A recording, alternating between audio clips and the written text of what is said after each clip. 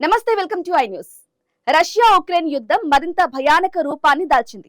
America పర్యటన ముగించుకుని అధ్యక్షుడు జెలెన్స్కీ స్వదేశానికి చేరుకున్న కొద్ది గంటల్లోనే రష్యా బలగాలు ఉక్రెయిన్ పై వినాశనకరమైన క్షిపణి దాడులతో విరుచుకుపడ్డాయి. రాజధాని కీవ్ తో పాటు డొనెట్స్క్, ద్నిప్రో, క్రివీ రిహ్ వంటి కీలక నగరాలపై రష్యా బాంబుల వర్షం కురిపించింది. ఈ దాడులను అడ్డుకునే క్రమంలో ఉక్రెయిన్ కు చెందిన ఒక F-16 ఫైటర్ జెట్ కూడా కూలిపోవటం గమనార్హం. ఈ భయానక విధ్వంసానికి సంబంధించిన పూర్తి డీటెయిల్స్ ఈ స్పెషల్ స్టోరీలో చూద్దాం. రష్యా ఉక్రెయిన్ మధ్య గత 4 ఏళ్లుగా సాగుతున్న సుదీర్ఘ పోరాటంలో గురువారం అత్యంత దారుణమైన ఘటన చోటు చేసుకుంది.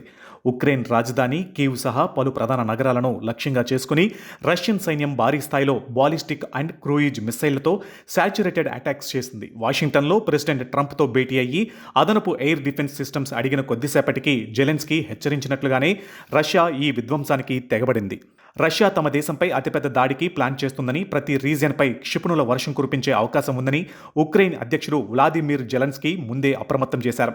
ఆయన హెచ్చరించిన కొద్ది గంటల్లోనే రష్యా స్ట్రాటజిక్ ఎయిర్ క్రాఫ్ట్ల నుంచి పదుల సంఖ్యలో క్రూయిజ్ మిస్సైళ్లు ఉక్రెయిన్ వైపు దూసుకువచ్చాయి. దఫాలుగా వచ్చిన ఈ మిస్సైల్స్ ఉక్రెయిన్ నగరాలను అగ్నిగుండంగా మార్చేశాయి.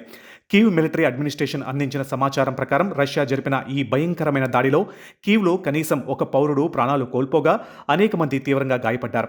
కీవ్తో పాటు ద్నిప్రో, క్రివ్ రిహా నగరాలపై రష్యా బాలిస్టిక్ మిసైళ్లను ప్రయోగించింది. వరుస దాడులతో భవనాలు నేలమట్టమై స్థానిక ప్రజలు తీవ్ర భయాందోళనకు గురయ్యారు. క్రివీ రిహ్ సమీపంలోని రాడుప్నే గ్రామంలో జరిగిన దాడికి సంబంధించిన దృశ్యాలు అత్యంత హృదయ విదారకంగా ఉన్నాయి. ఇళ్లు కూలిపోయి శిథిలాల కింద చిక్కుకున్న చిన్న పిల్లలను కాపాడేందుకు స్థానికులు పడుతున్న వేదన సోషల్ మీడియా విజువల్స్లో స్పష్టంగా కనిపిస్తుంది. భారీ ఎత్తున మంటలు ఎగిసిపడుతూ ఉండగా చిన్న పిల్లల మృతదేహాలు శిథిలాలను మధ్యపడి ఉండడం రష్యా నెరపిన నరభేదానికి అద్దం పడుతుంది. మరోవైపు ఈ క్షిపణి దాడులను అడ్డుకునే అత్యవసర ఆపరేషన్లో ఉక్రెయిన్ దళాలు తమ విలువైన F-16 ఫైటర్ జెట్ను కోల్పోయాయి. సాంకేతిక లోపం వల్ల జెట్లో ఎమర్జెన్సీ ఏర్పడడంతో పైలట్ సురక్షితంగా ఎజెక్ట్ అయ్యారని ఉక్రెయిన్ ఎయిర్ ఫోర్స్ వెల్లడించింది.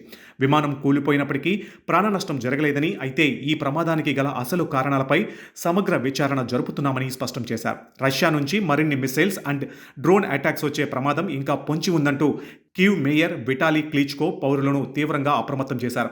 ప్రజలంతా వెంటనే భూగర్భ షెల్టర్లోకి వెళ్లి తలదాచుకోవాలని విజ్ఞప్తి చేశారు. దాంతో వేలాది మంది కీవ్ పౌరులు తమ పిల్లలతో సహా భూగర్భ మెట్రో స్టేషన్లకు చేరుకుని చలిలో దుప్పట్లు, చిన్న టెంట్లు వేసుకుని ప్రాణాలు కాపాడుకునే ప్రయత్నం చేస్తున్నారు. రష్యా విసిరిన క్షిపణులు తమ వైమానిక ప్రాంతంలోకి చొచ్చుకొచ్చే ప్రమాదం ఉందనే ముందస్తు హెచ్చరికలతో పొరుగును ఉన్న పోలాండ్ తక్షణమే అప్రమత్తమైంది. తమ సరిహద్దులను, వైమానిక రక్షణను కాపాడుకోవడానికి పోలాండ్ తమ యుద్ధ విమానాలను గాల్లోకి పంపి సరిహద్దుల వెంబడి నిఘాను తీవ్రతరం చేసింది. అమెరికా పర్యటనలో ఉన్న జెలెన్స్కీ రష్యా దాడులను తట్టుకోవడానికి తమకు ప్యాట్రియాట్ ఎయిర్ డిఫెన్స్ సిస్టమ్ అత్యంత అవసరమని డొనాల్డ్ ట్రంప్కు వివరించిన మరుసటి రోజే ఈ దాడి జరగడం గమనార్హం. ఒకవైపు అమెరికా డిఫెన్స్ డీల్స్ కుదుర్చుతూ ఉండగా మరోవైపు రష్యా తన దాడుల తీవ్రతను పీక్స్కి తీసుకువెళ్లడం ద్వారా ఉక్రెయిన్ను మానసికంగా, సైనికంగా దెబ్బతీయాలని చూస్తుంది. గత 4 సంవత్సరాలుగా రష్యా ఉక్రెయిన్ మధ్య కొనసాగుతున్న ఈ యుద్ధం ముగింపునకు రాకపోగా రోజురోజుకి మరింత పగ, ప్రతీకారాలతో పెరిగిపోతుంది.